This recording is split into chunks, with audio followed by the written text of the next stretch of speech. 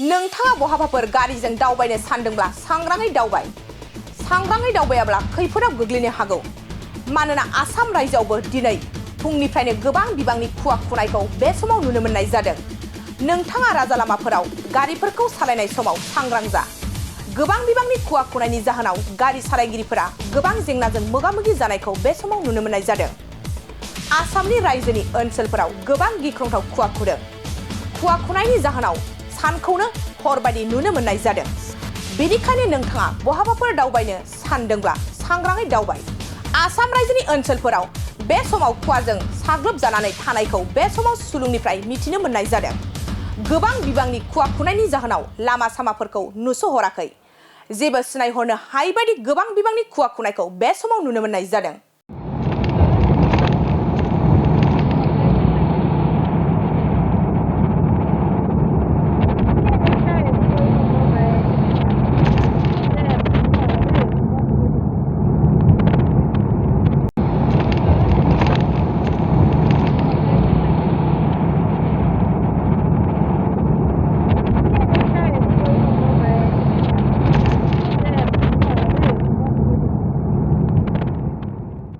Bajaj bike लानो गोसो गुदुं सुबुंफोरनि थाखाय गाहाम खौरां।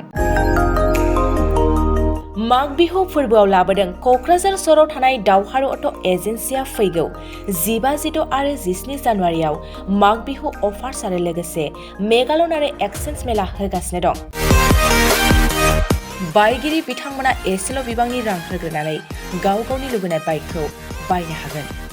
दावहारु अट' एजेन्सिया बायगिरि बिथांमोननो ल'एस्ट डाउन पेमेन्ट होनानै बाइक लानो हागोन।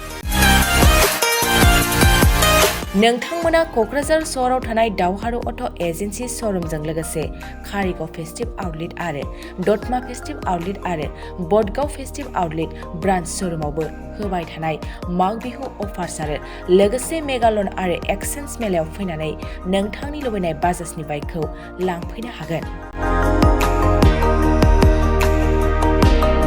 बाजाजनि बाइक सालायनो मोजां मोनग्रा रायजो राजाफोरनो दावहारु अट' एजेन्सि श'रुमा लोगोसे मोजां अफारफोरबो लाबोदों।